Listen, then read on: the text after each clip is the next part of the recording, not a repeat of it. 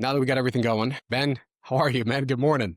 I am good, man. Good morning. And I'm recovering from the weekend. So if I seem a little groggy, blame the weekend. The weekend being what, the daylight savings or Halloween? Which one? Yes, all the above. And it's not like we do anything crazy for Halloween either. Like we made a pot of chili and, watch crappy movies. But, I'm pushing 48. So You set me up. You set me up. What kind of movies? what did we watch this weekend? Thursday night was The Crow, because Devil's Night and, all that. So you kind of have to. What did we watch Friday? See, now, don't get old, kids. Now, it completely gone. But we enjoyed ourselves, so. Nice, nice, nice. How did I just forget my entire weekend? Daylight savings, man. Yesterday, everybody was all like tripped up. It was good. I had a lot of work to do, so I needed that extra hour. Yep, I was running errands everywhere yesterday and dealing with family stuff. And so today, It's all good, man. I get peace and quiet of the studio. Tell me about your studio, man. I've seen your videos. I've seen you on Instagram. I've seen you on TikTok. I love the setup, man. Very vintage, keepsake. It's got this vibe, man, this vintage vibe. Tell me all about it. Why the aesthetics? So this is my aesthetic. This is, if you go to my house, it's the same thing. And, I figure I'm here as much as I'm at home. So it should feel like home.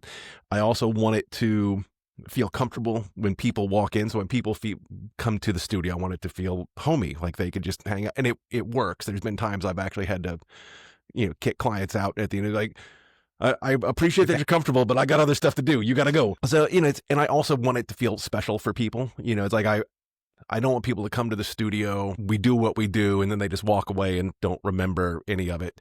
I want in 3, 6, 12 months them to be like, oh yeah, that guy's place was super cool. And a lot of my favorite shops do that same sort of vibe. Jewelry shop that my family and I used to frequent because we had connections with the owners. I will always remember the smell of that place due to the candles that were always burning. So it's ingrained. Same with a local restaurant here that we really like. It's always very floral. And so I have those sense memories with the location that make me remember the experiences. And I want the studio to kind of do the same thing.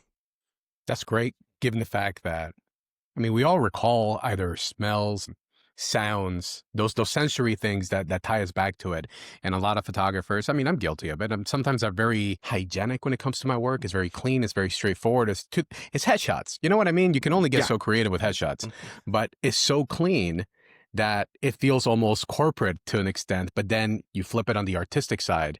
My experience when I do underwater portraits or fine art portraits, things like that, I may not have a space yet that can invoke the emotion and the feelings and the remembrance that your place does. But that's so critical because people are remembering what it's like to be with Ben Marcum, right? And what that experience is like. And then they get to see the artwork behind you that they can hopefully also have in their place. So tell me, what are some ways that people see the importance of these keepsakes for you, man? It's a lot of different ways. Like I had a financial group in here the other day. So, I had like 15, 20 people from this firm coming through. And the person that I was liaising with to get the job in, she was here. She's pregnant. And there's an image on the wall you really can't see here, but of a mom holding her baby. And so her coming in pregnant, seeing it, she's like, when little one gets here, I want something like that. So like that connected with her on an emotional level already. And so like that's really kind of where it is. It's like I want people to hit that emotion. And same with like, I've got my dog back there. And it's so almost everybody that I work with are pet people. And so they see him up there and they go, it makes them think about their dog, so it's really just trying, for me, I love the art and I remember the stories when I created them. But for people who've never seen this stuff, it does start to hit an emotional level, and then they start to see themselves, with this sort of thing and being able to enjoy it. Not to get all woodgy about it. I really believe that art is a multi-shared experience, and it's like everybody's going to have a thing. So like when I create a piece, I'm going to have an emotional attachment to it on my level. The person that I'm creating it for is going to have an emotional response to it when they see it, and they're going to have a connection. And then every time they see it again in the future, they're going to have an emotional response. But then when their family or their friends or anything, when they see it, they're going to have a different emotional response. And Right. so it's like tying those things all together, I think makes it really interesting. I think that's really kind of the beauty behind it. It's like when everybody's doing it a little or experiencing it a little bit differently. I don't know. That got long-winded, but No, it's welcome great to Monday because morning. I know, right? I think I just finished my coffee like less than 10 minutes before this call, so it's going to kick in at some point. You know what's great? Historically, not everybody had the opportunity to do it, but for the most part, always there were portraits being commissioned. Artists will come, they will paint the family, paint the lineage, right? Whatever it might be. And this is essentially the same thing. We're so used to having a phone and having thousands and thousands and thousands and thousands of photos on our Google Photos or Apple Photos, whatever it is that you have, but they stay there. They stay there. And I feel, and you tell me what you feel, Ben, as an artist, you should probably print your work. Work in the back is all mine, except for the banana. That's a different artist. Pretty cool. I'm not taking clay. And also this one right here, that's my son's when he was in 8th grade or 7th grade. Oh, that's awesome. Outside of that, for the most part, everything's mine. And it does fill you up with a sense of like, that's my work. That's what I did. And to your point, I remember when I took that photo, I remember the story, like the underwater one. Oh my God, man, I was almost about this close to like almost drowning myself because I didn't know what the hell I was doing. So, but the picture came out, right? It came out great. And to your clients, they envision themselves seeing them like, wow, this could be me at the youngest I'll ever be. And like, what is that phrase? Like the youngest and oldest. Today is the youngest I'll ever be and the oldest I ever was, or something like that. That's exactly what I feel people would connect to. What do you think? I do. I completely agree with that. And I talk with my clients about that. It's like, the art that we create today can never be created again because tomorrow morning when you wake up, you're a completely different human, right? Like changes have already happened. So if you were to come in tomorrow and we did everything exactly the same, this portrait wouldn't be the same. It's impossible. I'm going to be in a different mindset and a different thing. So I'm going to interact with you differently. You're going to be in a different blah, blah, blah, blah, blah. So yeah, now back to your point with the phone and, us having thousands of photos. If we're lucky, they don't come off of these things. The amount of times I hear people go, I lost my phone got stolen, I got hacked and everything, this isn't as secure as people want to think that they are, which is another reason I'm like, no, getting these things printed matters. And then from the artist standpoint, as well, it's seeing it on a screen is one thing. Seeing it printed and seeing it printed big, it's kind of magical. And I know how, kind of crystal smoky, owl huggy that sounds, but no, it's, it's a thing, man. It's the piece over my shoulder on the other side. For those of you listening, I'm pointing at art in the studio. So go watch this on YouTube. That was like one of the first ones that like really got me on my portrait path and that I printed big. And I remember when it first went up in my last studio and I got it hung and I got it lit and I stepped back to take a look at it. And then I sat down and was just looking. And then 45 minutes later, I went, oh, I haven't moved. Like, cause I just got lost staring at it. I think every artist should get to experience that and, just to get lost in your own, like to create something that you like so much that you're like, oh, okay, cool. And that's why we do it. Right. So Absolutely. Yeah. And talking about printing, I just thought about this. You've won a handful of photo competitions. What has competing done for you as an artist? At the time, like I haven't entered anything in competition in a couple of years. I think the last thing I was entered in was when Imaging USA was here in Louisville.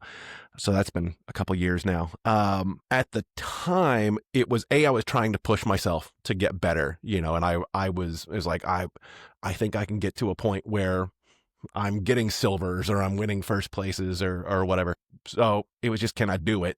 It also caused a fair amount of stress and, I will fully cop to my artist ego. And when things didn't do as well as I thought they would do, I'd go, oh no, I must suck at everything, so. Who does that? Right. I mean, just because people don't go love all my TikTok posts, it's fine. There was a sense of validation to it and being like, okay, the work is good, because you can certainly sit back and go, I think I'm good. But then when when it gets validated with, a crystal trophy, that's nice. But that's it, really. It's just validation. It didn't really do anything else. And then it gets to a point, at least for me, where I was like, all right, I'm not having fun with this anymore. And so I haven't competed in a while. I might do it again someday, but it was fun. It was fun to say I did it, and it's fun for, I'm blocking it, but there's a table full of, crystal trophies over there. So when clients come in, I get to be like, hey, I actually know what I'm doing. But yeah. I think the whole experience in itself, man, being with you, that in itself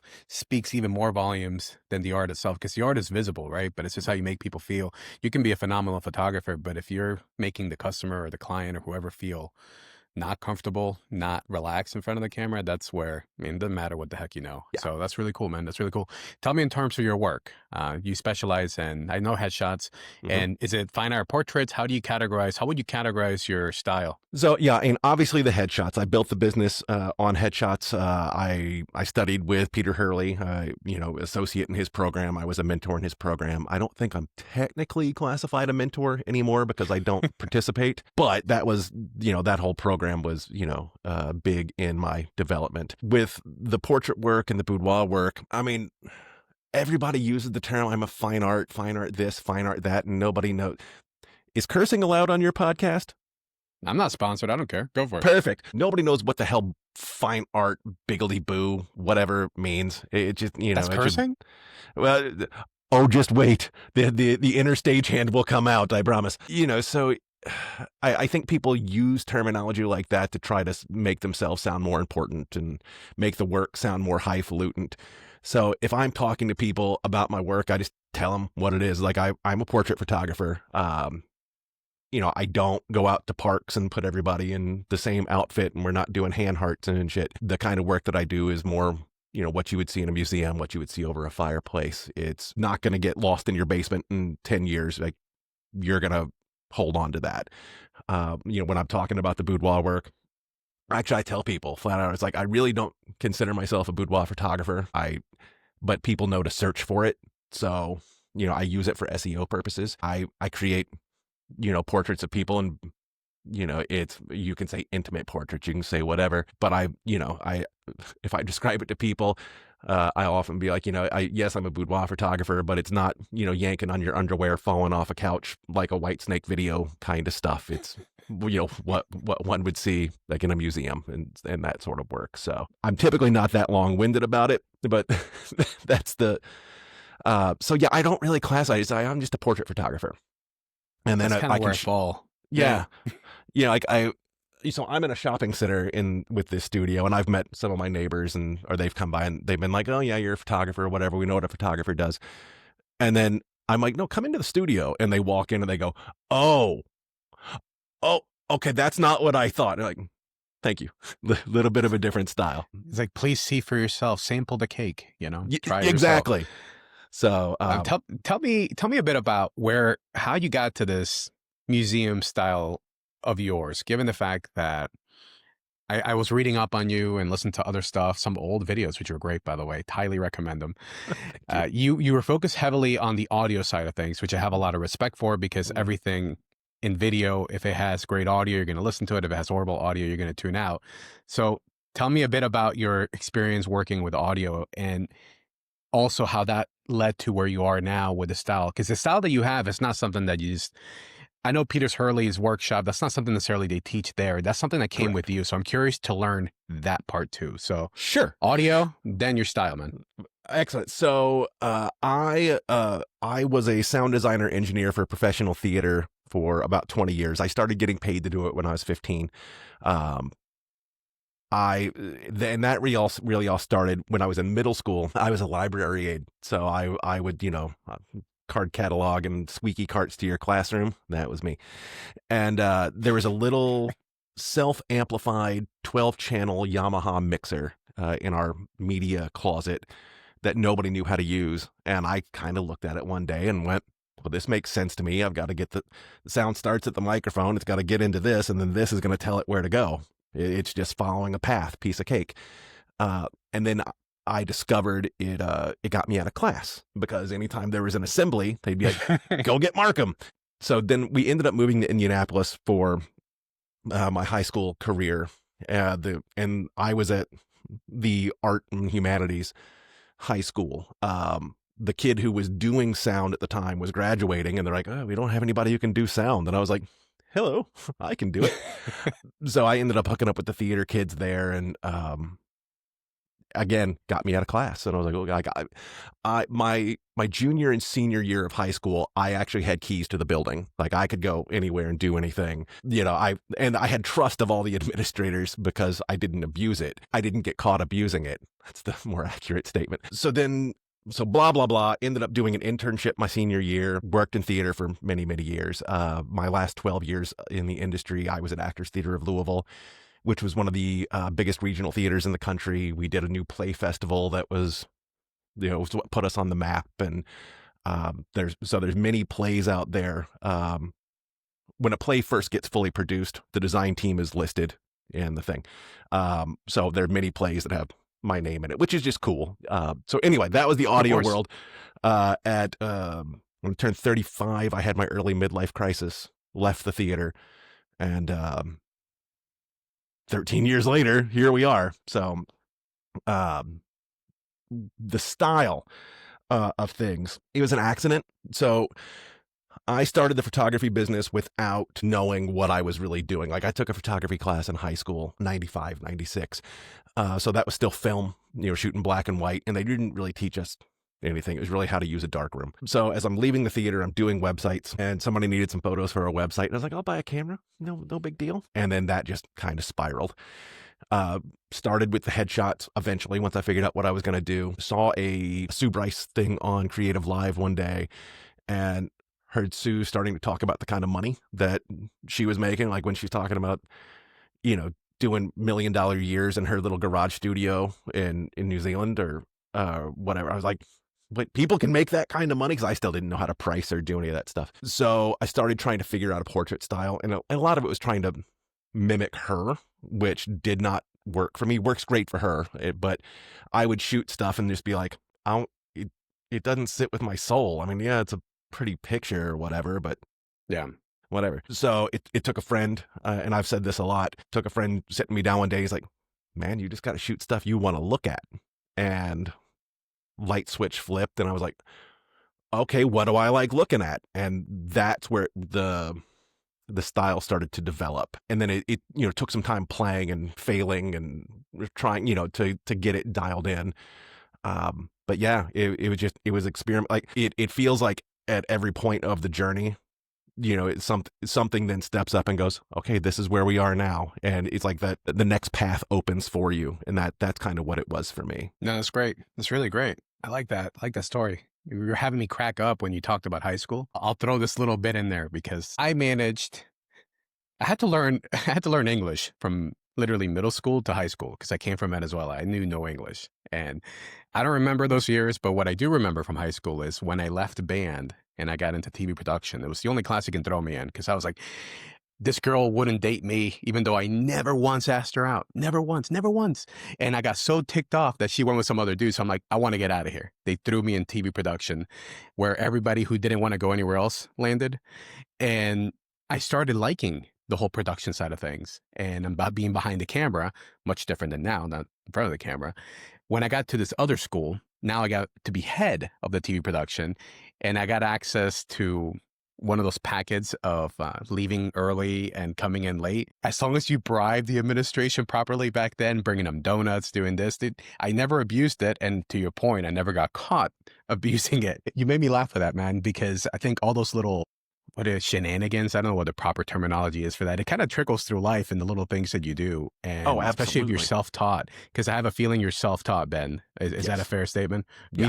Me too. I went to school for art. And I think one of for how much I paid, the big thing that stuck out to me was that one phrase, which is, why did you take that picture? And when I was young, I was like, I don't know. Like, it looks nice.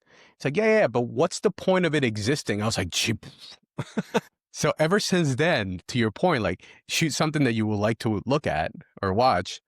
Same thing, man. Like, why are you doing things? And like, I'm intrigued. It's been, you said you're 35. It's been how many years? Like over a decade, I take it, doing photography. Yeah, I'll be 48 this month. Yeah. So it's been a few years. Happy early birthday on that Thank one. you. Now that you've been doing this for a bit and you've been doing your style, are you finding yourself still enjoying what you're doing? Are you pivoting to a different type of style? What's going on at this stage in your life? I really do still enjoy what I'm doing. I mean, there's ups and downs. I'm still an artist, so there's going to be periods where I'm like, yay, this is really exciting. And then there's going to be burnout periods as well, both from trying to create the art, keep things out on social, which, we all have to do now, try to run the business and keep clients coming in. So, burnout can set in. But I really do still enjoy it if I'm doing it for the right reasons. Like, if I ever feel like I am just creating just so I have content, then I hate it. And I'm like, whatever, I've got to post. But when I get to create for a client or create something that I feel like it's feeding my soul, then I'm over the moon. Like the last big creative project that I did that was just for me was the Three Graces, which that's now been like 2 years. But I had a good time creating that one image, So I don't see me changing into anything else in the near future because I still really like this. Doesn't mean that I don't want to grow and do more things or I'm not open to what's out there. But right now I'm pretty happy. That's great. That's the good thing, man. The last thing you want to do is feel like you're having to create because you have to create. And I had a conversation with Jessica McKnight, which is actually going to be the episode that is before yours. And she brought up a little point in there that stuck with me, which is people now, photographers and everybody else, are having to create on demand. And what that does to the artist, because before in history, the artists will create when they felt like they had to create art. They do this, they do that. Now it's like, okay, now you have to create, you have to post, you have to go here, you have to go there. With you taking what's the proper word? You're very active on social media. Unfortunately. And that takes in a lot of effort. It takes a lot of time. So tell me, in your journey of content creation, from now, having gone from audio to photo and now to video, which I'm sure you're incorporating your audio techniques, by the way, on that too. Dude, I am so lazy. Really? Oh my God. Yeah. Yeah. Like 98.3% of my content is created right here, just with the phone. I do have like a wireless lav mic, but it's just like the Rode 2 that I just jam into the phone. I occasionally will get the big stuff out, but fuck, man, now I'm lazy as hell. It works really well, doesn't it? The little stuff. Well, and it's thinking about how people are consuming too. I mean, most people are, just sitting there just going boop, boop, boop. And so to put a metric ton of production value into a talking head video that people are just going to pop past, and then, it's just not worth the time, effort, and energy. But then also on platforms like TikTok, higher production value can work against you unless you've built that credibility already, if that makes sense. So there's an account that I follow, and it's this guy that he shows his outfit of the day every day. It's that great account, Damian Broderick, whatever. He shoots with like a Sony A7, I think. And so he's got it, but it's a static setup that he does. So it's a higher production value, but it works for his brand. So it's all those, like, there's so many weird little nuances into creating for short form. But like if I was to go sit down and do a long form YouTube video, it's going to get full production. It's, stuff will drive you to drinking, man. I know. It's so what has been like a learning lesson? Because I take it, are you a solopreneur? Are you a solo creator in the video side of things, or do you have help? No, it's all me. I would love help.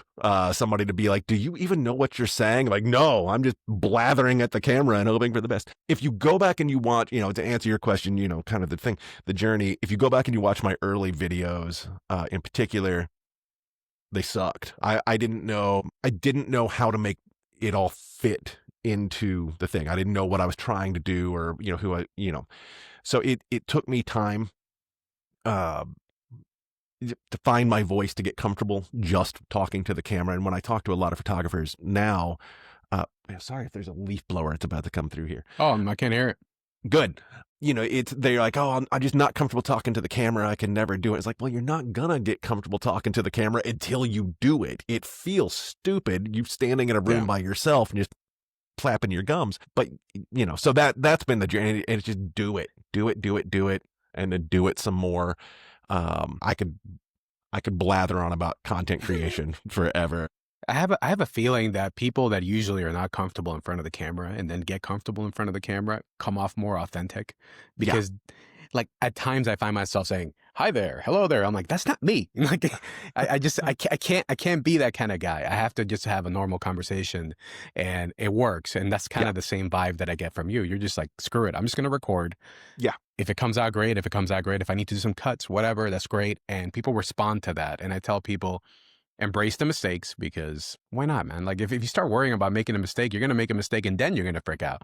If Yeah. you're okay, like yesterday, I was recording at a car show and first mistake of the day, number one, my freaking camera was not recording. And apparently when I adjusted the guy's microphone with the DJI mic thing, it pressed a button and it stopped recording. Oh. So a good like 5 minutes of the interview, I'm like, is this shit even recording? In my head, as I'm having a normal conversation with this individual. And I had to apologize. I'm like, excuse me, I thought I heard something. Let me check.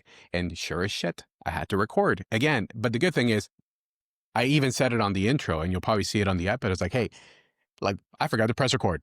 It's like, it happens, but we're going to go ahead and start off. This guy's awesome. And the guy had a little Frenchie in his lap too, because they sell Frenchies. So, I mean, I can't miss that out. And it's okay, man. It's okay to make mistakes. It's okay to not necessarily know what you're doing from the get-go, because even myself, I'm still trying to figure out this podcast, right? Like I know I don't want it to be like an interview anymore. I want to Right. have conversations. Like here's a great example, right? We're going to pivot right now on this. I was going to start this podcast with the ultimate question, Ben. Do you believe in aliens? I think we would be foolish and very egotistical to assume that we are the only intelligent beings in the universe. I like So that yes, I answer. believe in aliens. How about this? How about this? Do you know what an ancient astronaut theorist is? Yes. Good. All right. Not a lot of people know exactly where that's from. That is Ancient Aliens, everyone, on the History Channel. Yeah. I mean, I can't, if I could do the hair, aliens. But yeah. No, I'm there. I'm with you. I got it. I'm not saying it's aliens, but it's aliens. Sometimes when I don't get a haircut, my wife says I look just like George Sokolos because it just goes all the way. And then I'll really like go with it and I'll put some pomade and just like, look, I'm not saying that we need to go to Publix, but we have to go to Publix. See, make that your gimmick. That's how I ended up in a kilt every day. It looks comfortable. I never worn is. one, but it looks very comfortable. Once you do it, it's hard to go back. Especially on days when why the kilt? I haven't done my research, so why the kilt? When you do leg day as hard as I do in the gym, you're gonna show those suckers off. I'm completely full of shit. No, like, I better see these legs when I see you, man.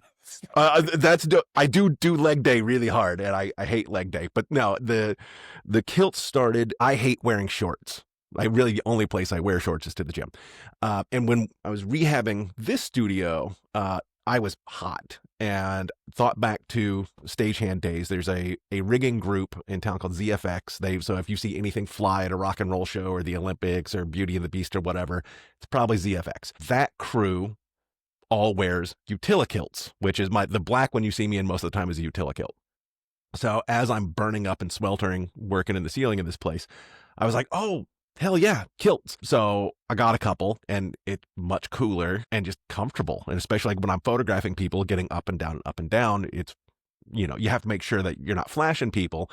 But so there's a comfort thing. And then I got very active on social media, and I go, oh, people are going to remember the 6'4" at the time, 320-pound dude in a kilt.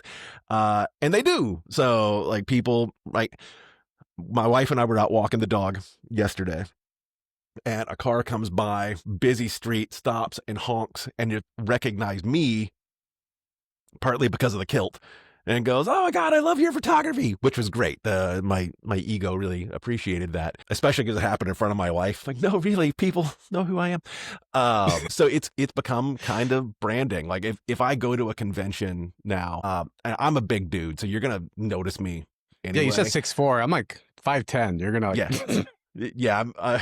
I'm not a small, and I'm wide as well. But people would be able to that would blend in. But the kilt people would then go, oh, I watch your videos, so they correlate. And that's fun, and then I get to yell at them and be like, are you making videos? And they're like, no. I'm like, you got to start. So trying to get you all gotta of do us leg day now. You gotta now do the you done leg day today? Yes? No?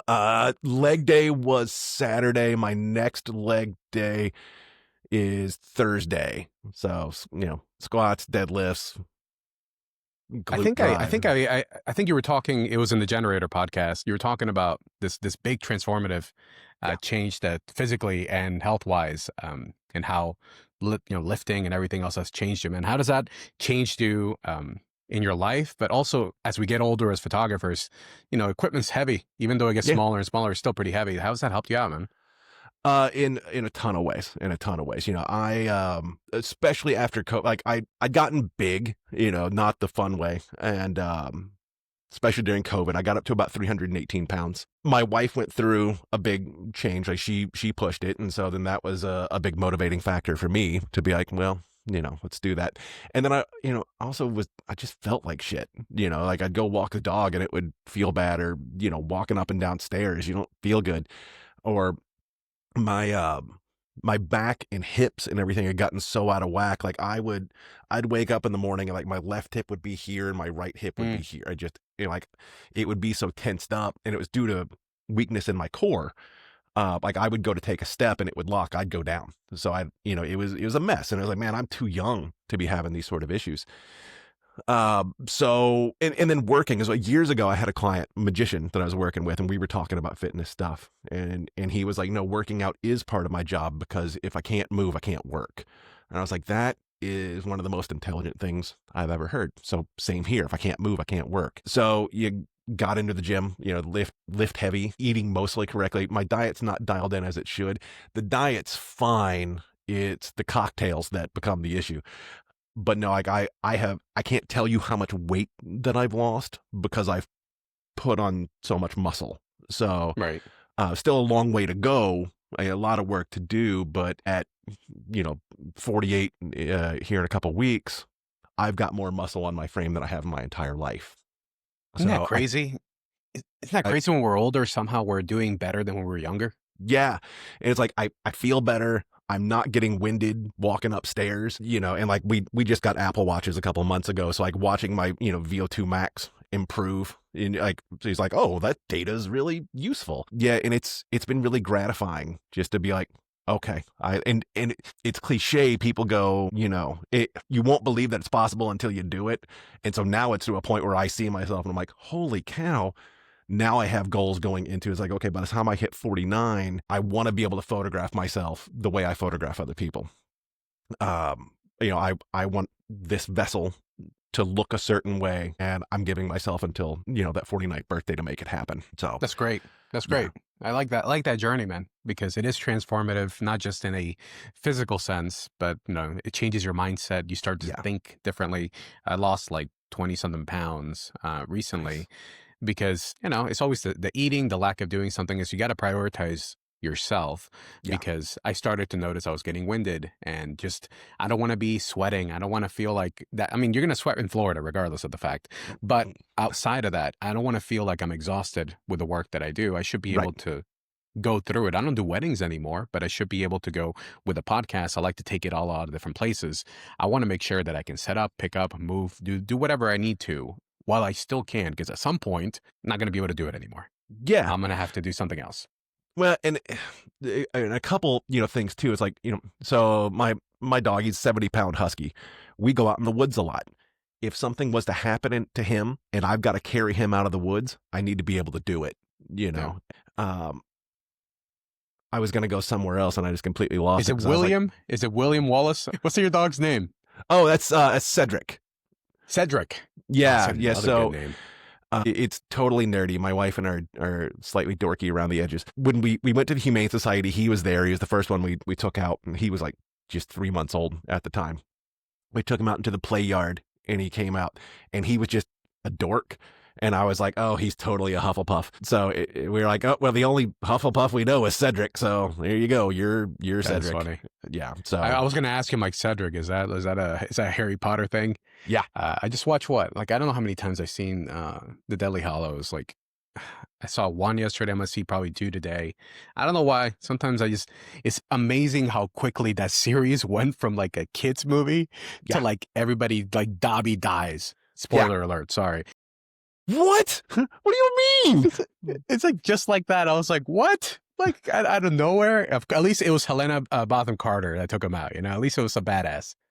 Yeah, and I know there's all sorts of, JK has not made friends, but I think the stories have endured, and I think that's good. And I think the way that she wrote them and going, starting, some Sorcerer's Stone or Philosopher's Stone at the reading level of what Harry would have been, and then each successive book went up in reading level, age comprehension, and things.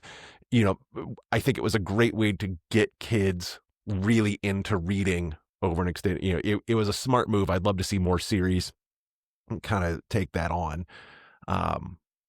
Just interesting. I'll keep all the politics out of it. Nah, that's fine. How are you guys looking forward to the HBO TV series? Originally, I was like, leave it alone. And there's still a part of me that goes, leave it alone, because the original set of movies were great. I think the original cast was great and all of that. But I'm really kind of looking forward to seeing John Lithgow's Dumbledore.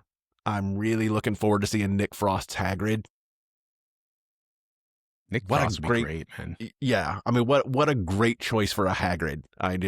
So there's things I'm looking forward to. I'm looking forward to they get to actually go deeper into all the stuff, because there's a lot of details cut out of the movies for time. So I think it's going to be fun. I'm really hoping that leaf blower doesn't come over here. You know what's great, Ben, is that now I can hear it. But I had people mowing my grass too, because it is Monday, right? People are starting to work. And we're lunatic scheduling this at 10 o'clock in the morning Easter. But sound cleaning is so easy now. It makes everything so crisp. So we're going to be talking about leaf blowers and whatnot, and people are going to be like, I don't hear nothing. So I don't know you can add it in later. It's totally fine. No, I made a shot a video tutorial series for photographers on how to do short form video. And when I was recording a big chunk of it, it was raining like a son of a bitch here. And so a friend of mine is editing it, supposedly. And I was like, man, I'm sorry if this is noisy. He's like, dude, I'm going to use AI to clean up the audio. I don't care. And I was like, oh, okay, great. Thanks. Done. It's a wild world. Before, it was like trying to make sure the lapel was properly, first of all, not showing the microphone being number one. And I do have a microphone that's right over here. Like clipping it to not show it. And then now it's just like, look, you can record with an iPhone, run it through whatever, even CapCut or whatever platform you want to use, and it'll do a very decent job, to the point that you'll never know. Like you'll never really know. So that's awesome. Outside of Harry Potter, what is something that not a lot of people know about you, Ben, in terms of hobbies or things that you like to do? I'm a huge professional wrestling fan. One of my special skills is I can tie almost any topic back to something that has happened in professional wrestling at some point from 1982 to current. My wife loves that, not even a little bit. I'm a really good cook. At least I think so. I don't know, what do people not know about me? What's your cocktail of choice that you're trying to avoid right now? It depends on time of day. So typically when I get home from work, if we're going to cocktail, I start with a dirty vodka martini. And okay. I'm using the term "a" loosely. Then with dinner, it depends. I'll either do beer or wine, just depending on what we're having. And then post dinner is bourbon. And I keep it fairly simple. My wife gets a little bit more adventurous in cocktail land, but my neurodivergence gets into, I know I like this. This is what I'm going to have. So nice. Tell me, what workshops or where are you going in the next couple of months or next year? Where are people going to see you in the flesh? There's a chance I'm gonna shoot down to Nashville for Imaging USA, and it's only 2 or 3 hours down the road, so I'm kind of silly not to. So there's that. Other than that, I don't know. I know WPPI is going to be big this year with Annie being the keynote. So, and I guarantee that's probably already sold out. I don't know. I keep toying with the idea of starting to host workshops, and but then I get in my head and being like, God, marketing, that's going to be a pain in the ass. So I just don't do it. Everything is time, man. Everything is time. Yeah, exactly. And then, I've got my video tutorial coming out soon. I thought it was going to be more useful for folks to get some, here's how to do the social media stuff, because video is not going away. Rather than being like, here's another lighting tutorial, here's another editing tutorial. And I will do those as well, because I get enough questions about, how do I light and how do I work with people? But I thought out front, it's like, no, there's a million lighting tutorials. Let's get you guys something a little bit different and get these. If you're not doing short form video now, you're in trouble. So where it's the attention economy is here, and if you're gonna, that's where your clients are. It's where you got to be. So Where are people able to find those tutorials? What's the best platform or website? right now it is being edited. So I was really hoping he'd be done, and I'm going to call him later today and yell at him. I do have, if you go to the link trees in my bios, and I'll send you the link for this too. Cool. People can sign up to my mailing list to get pre-order. So when it is getting ready to go, I can shoot emails out to people. So, so I'll let you know. It's as soon as No, that's great. No, that's great. it's finished Because of being the fact edited. that I'm also a big advocate of having other people, especially photographers, to put themselves in front of a camera and create content. Because to me, people who know me, and when you meet me in person, I'm literally this. It's so easy being myself. I don't have to be a persona. So I took ownership of my brand. In this case, the podcast and everything else. People know what I stand for, who I am, whether you like me or not, this is who I am. In your perspective, what do you think is the biggest benefit, or why should some photographers take that leap and make themselves a bit uncomfortable and tackle video? There's a lot of reasons. The big thing is as long as I've been in the industry, I've seen people bitching and complaining that the market is oversaturated. I can't book clients because there's a million photographers in my town. Yeah. I could literally throw a rock out that door right now and hit 3. However, people buy from who they know, like, and trust. That's what it really comes down to. So I've actually booked a lot of clients who've watched my videos who go, "Oh, I feel like I know you already." So that relationship is built.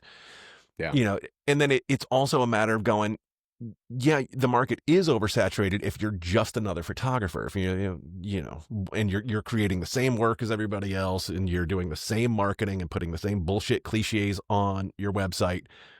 Yeah, it's oversaturated. If you let people know you're not anymore, because nobody else can be Ben Marcum. So if and I saw this a lot early in the headshot crew stuff. A lot of people would try to be Peter. Like, you don't worry about being Peter Hurley. Peter Hurley's got Peter Hurley on lock. He's got to go be you. Then your clients will remember you. Then, or if you're wanting to get into education or whatever, people will, remember you. That's it, man. And we're in attention economy. People have gotten addicted to dopamine, and it's actually causing a lot of depression and all sorts of other stuff. But they're getting those micro hits of dopamine there. And so if people are going to consume the drug of social media, that's where you're going to connect with them. And that's a little bit of a dark way to look at it, but it's true. It's where people are. So that's why TV companies are merging and folding and doing it, because people aren't watching anymore. They're not consuming that way. And it's why more and more marketing and everything is moving towards social. So yeah, a lot of investment in micro marketing. Before, instead of spending $1 million on one ad, they're just trickling it down across different creators. And you never know, where this, to your point, right? People are booking you because of your social media, and they have that connection already with you, because all you can tell from your phone is either what's visual or what you can hear. And if you take control of what people can listen to and what they can hear, set the ambience, I guess you can say, making sure that either it's not overly produced or underproduced, right? Depending on where you fall.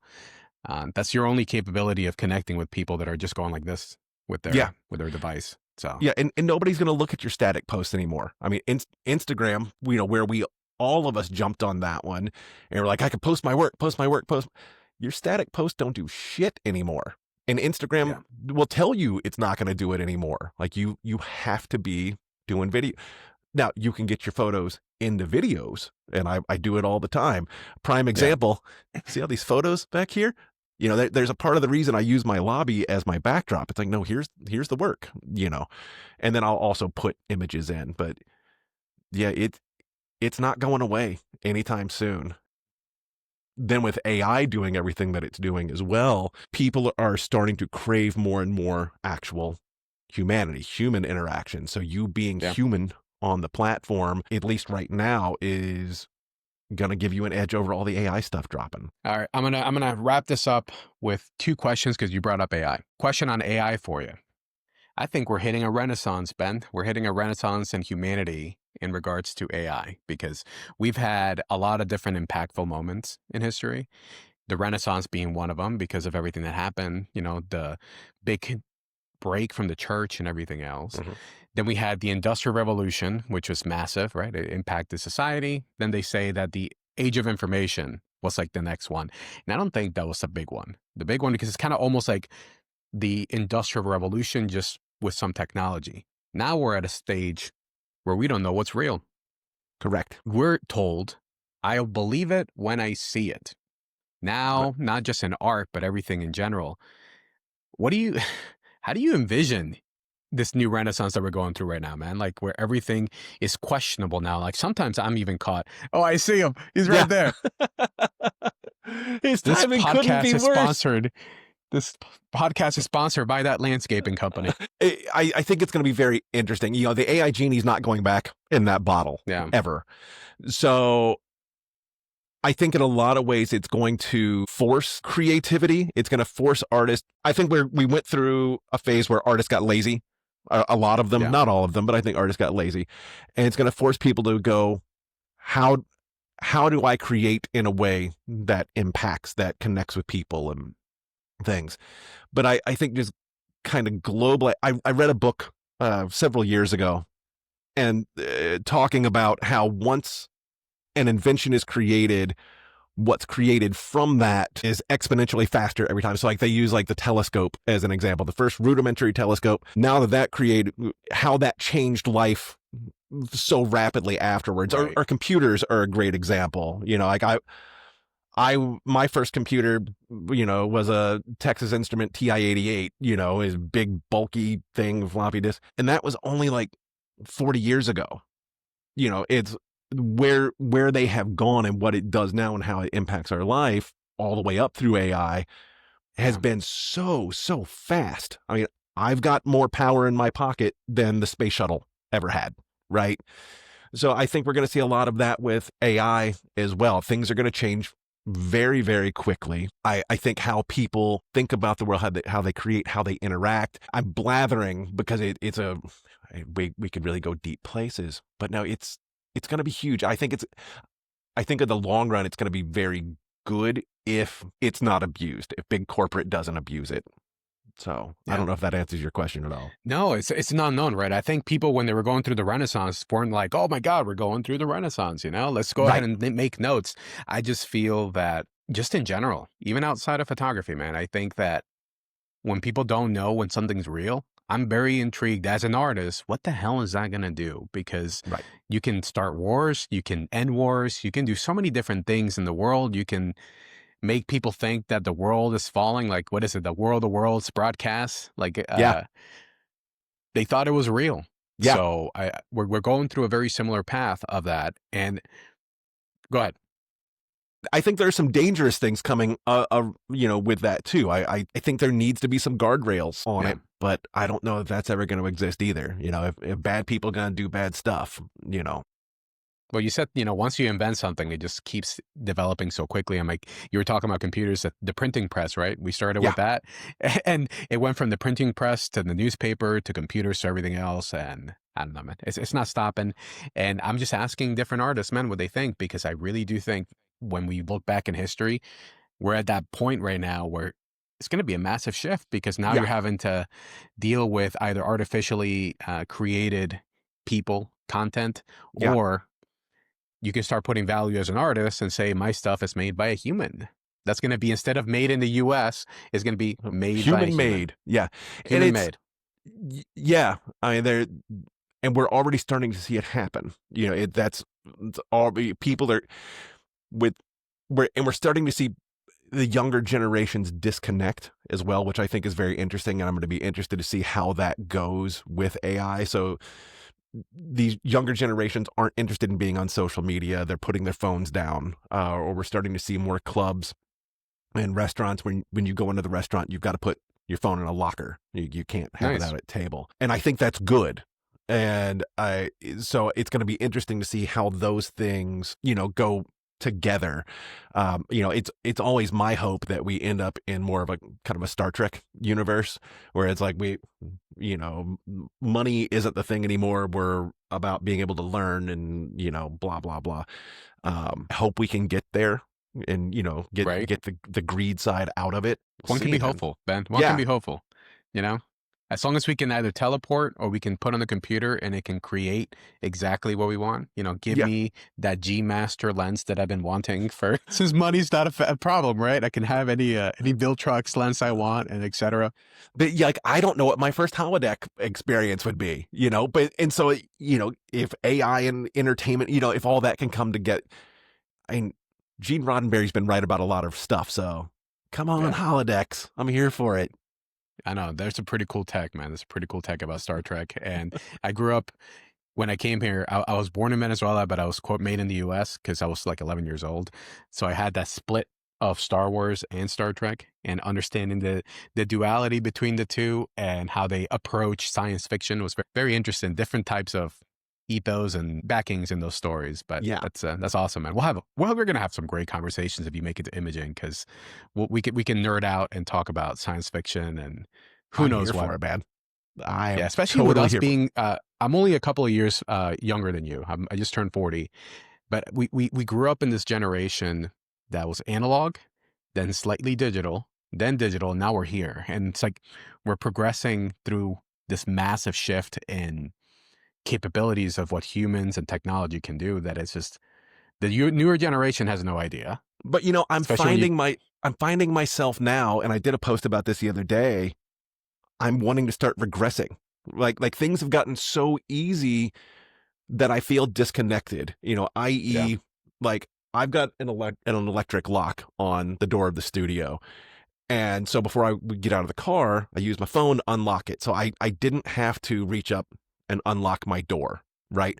Or if I want to listen to music now, I don't go find a CD or a record and deal with it. I yell at a speaker and it plays it for me in shitty yeah, quality, but it's like, oh, I'm not, streaming movies. It's like I said to my wife the other day, is like, I think I'm going to buy a DVD player again and rebuild my collection, because trying to find something to watch on streaming is a nightmare because all the scrolling and then is it there? Is it, which service is it on? Blah, blah, and it's like, it's now just to get to my relaxation, I have to go through 500 hoops, as opposed to if I just go take it off so it's like, I'm finding myself wanting to get away from some of the ease now, and like give me a little friction, but it's tactile. It's real life yeah. again. So I agree with you. And by the way, if I never respond on social media, it's because I do turn off all my notifications. I don't have any notification that comes from Facebook, Instagram, TikTok.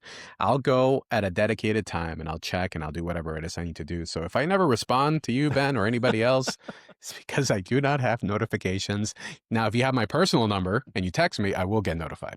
But see, that's so smart. Like one of my big fears when I got the Apple Watch is like, I don't want notifications all day. I don't want to be. So first thing I did was went in to turn all of it off. I was like, this is just, here to track my steps and my health stuff, because my wife and Same I are here. data nerds.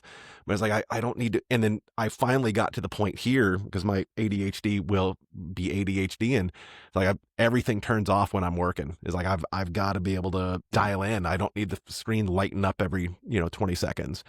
So Yeah, it's the buzzing for me, like I felt it and whatnot. It's like obviously that's an email or a text message, but I recommend to people, try to disconnect. To your point, try to go back to get out of the house. What do the kids say? Touch grass or something. touch grass. Go, Yeah. go do some of that, and that'll be good for you.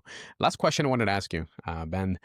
Do you have a passion project you're working on, or something you want to work on in the coming months? Right now, I don't. And I'm actually kind of letting myself down. A couple of years ago, I decided that I was going to create a piece for me every year on my birthday. And last year and this year, it doesn't look like that's going to happen.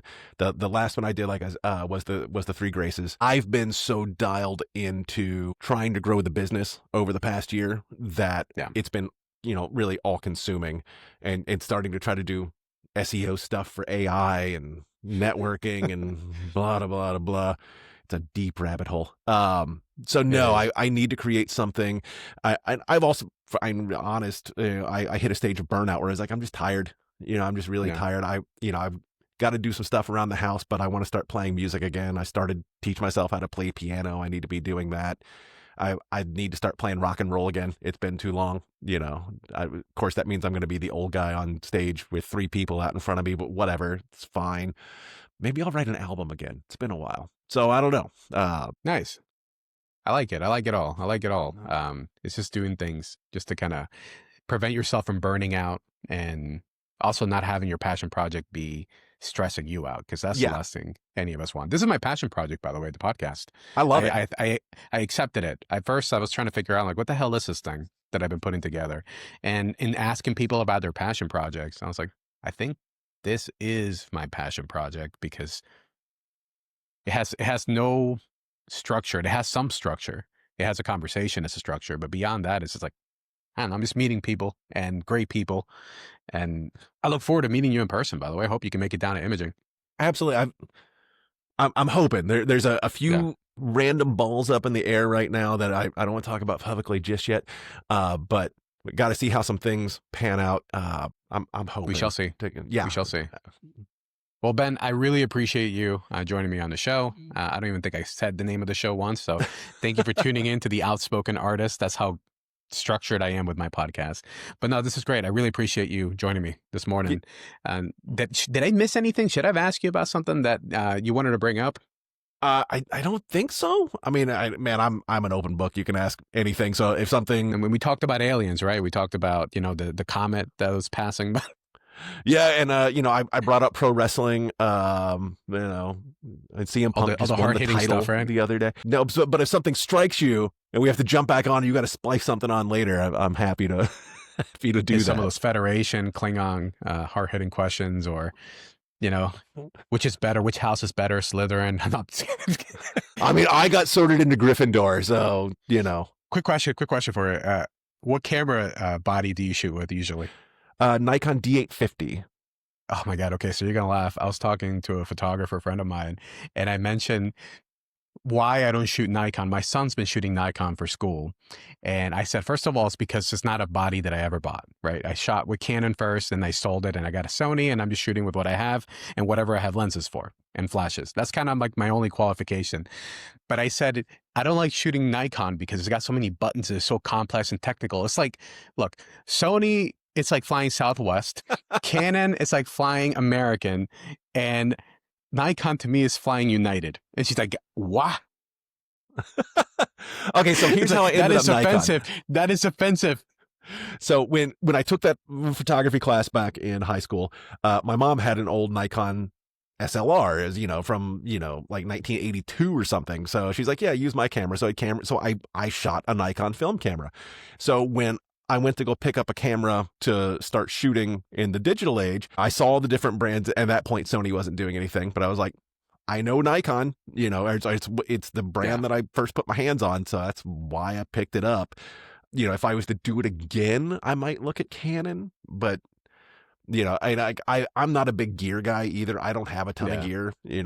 I've got, a 50 millimeter and my 70 to 200. 98.3% of the times, my 70 to 200 doesn't come off.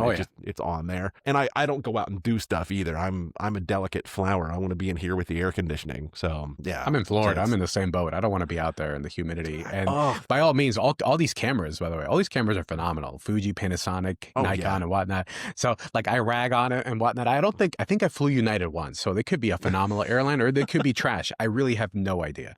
But outside of that, like the Nikon, the photos that they take, some of my colleagues, yours as well, my God, man, it's phenomenal. So it's more so about the photographer and whatever tool they have in their hand, because you can have yourself an iPhone, a Samsung like I have, and you can take some badass pictures. So yeah, 100%. If I offended somebody about my Nikon comment, I meant every second of it. So with your underwater stuff, do you scuba dive? I do, yes. I am so overdue. I have a post-it note up there that says I need to go scuba diving some more. But ever since I started scuba diving and actually use oxygen underwater, it makes the whole process so much easier, at least for me. So. Well, yeah, sure. No, it's I too also am a diver, so Nice. We could have a whole conversation about that. The last dive trip we did was down in Roatan, and I only got to do about 4 dives that week. So I'll tell the story real fast. If people are still listening at this point, whatever. So we go and do this trip. We're at a resort, and they told us, like we're all drinking bottled water. We know better, and we think that what they were cooking with at the resort was not as purified as they said it was. So like half the dive trip was down for the count. Like I I was worried to put the wetsuit on and go drop to 100 feet because I wasn't sure I was going to be able to ever use that wetsuit again. Well, just it was bad. No, to contain under pressure. It got to the point where, like, during the day, I went very dark ages with it, as like, I know beer is safe, so I just drank beer. Yeah. It was brutal. Yeah, and so people that may not scuba dive, and I'm sure movies now have shown it, but if you're very low, you're very, very deep in the water, and you need to rush back up because of Mother Nature, you can't just shoot right up. You got to like stop and pray for the best and then not have to stop again. That's not the kind of situation you want to be in a wetsuit. No, I didn't feel like spending time in a chamber for a few days. So like, I'm just going to lay in bed. It's awful. So yeah. That's awesome, man. Well, that's great, man. I got a fellow diver, a fellow sci-fi guy, and a bunch of different things. I love Spaceballs, but we'll talk about that another time. And I'm looking forward to the new movie. Yeah, everything that I have in my channel, you're going to start to feel like it's very inspired by Spaceballs because now I have to create different platforms. I have the Outspoken Artist Podcast, but then I realized I get a lot of asked to do gear stuff. And I'm like, okay, so now it's the Outspoken Gear. And I'm like, oh, I'm going to make some Zen videos, Outspoken Zen. So I'm going to have a flamethrower, a coffee mug. Everything is just like Mel Brooks would be proud, would be very proud. So I am here for it. I love it. Awesome, man. Well, I appreciate you joining me this morning, man. Thanks for being part of the show. Can't wait to meet you in person. And I'll make sure to grab those links so I can put them all on the bottom, do all that wonderful stuff. And yeah, have a great Monday, man. Thank you. You too, man. Thank you so much for having me. All right. Bye. Cheers.